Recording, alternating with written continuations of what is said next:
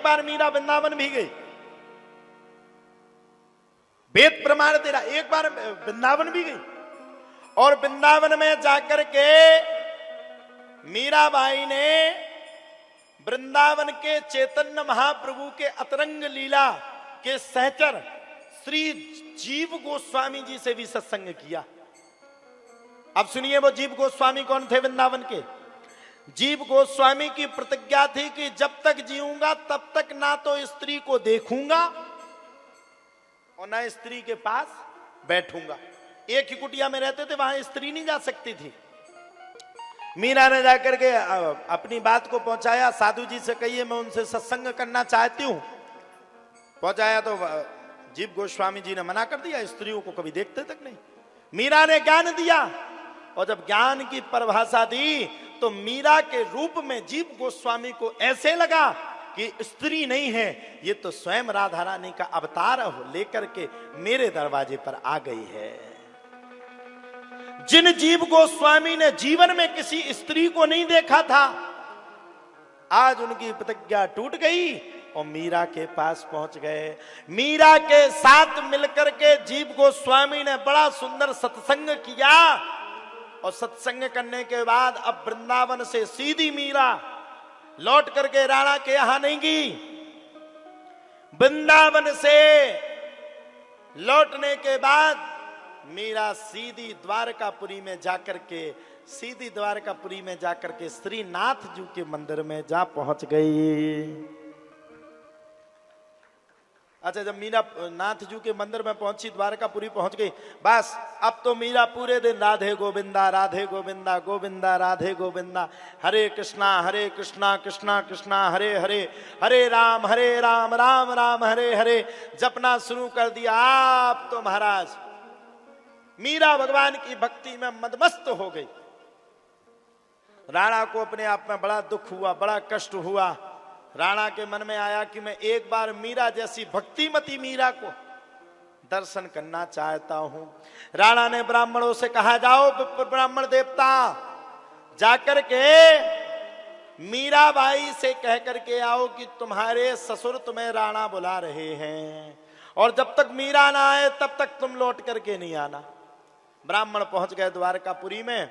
मीरा तो भगवान का खूब भजन कर रही थी, भजन में खूब मदमस्त थी, खूब भगवान का ध्यान कर रही थी, खूब भगवान का गान कर रही थी, खूब भगवान का यश गान कर रही थी। और यश गान करते करते करते करते करते मीरा जी के सामने पंडित जी पहुंच गए। 4-5 ब्राह्मण देवता थे। ब्राह्मण देवता ने, चारों पांचों ब्राह्मण देवता ने जाकर के बड़े प्रेम के साथ मीरा के सामने खड़े होकर के 4-5 ब्राह्मण देवता ने मीरा से प्रार्थना की, चलो देवी लौट करके, तुम्हें राणा ने बुलाया है।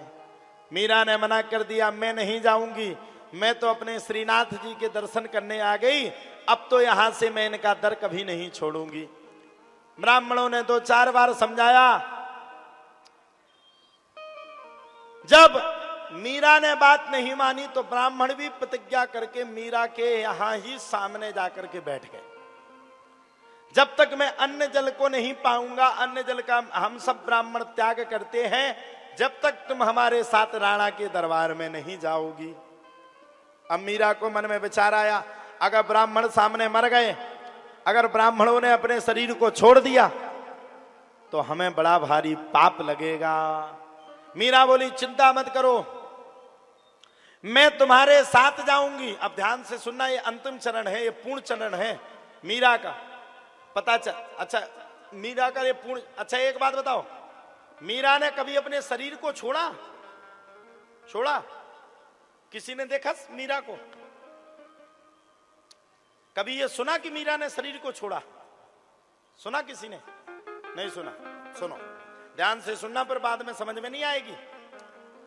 मीरा ने सभी ब्राह्मणों से कहा, आप चिंता मत करो, अगर आपकी ऐसी हट है तो मैं सबसे पहले अपने श्रीनाथ जी के दर्शन करके आऊंगी, और जब मैं श्रीनाथ जी के दर्शन कर लूंगी उसके बाद ही आपके साथ चलने के लिए तैयार हो जाऊंगी। आप तो मीरा ने श्रीनाथ जी के सामने खूब नृत्य किया और नृत्य करते करते करते करते करते मीरा इतनी मगन हो गई कि श्रीनाथ जी में ही मीरा समा गई। श्रीनाथ जी में ही मीरा समा गई। ब्राह्मण देखते रह गए, पंडा पुजारी देखते रह गए, श्रीनाथ जी में ही मीरा समा गई। उसके बाद आज तक किसी ने मीरा का पता नहीं चला पाया।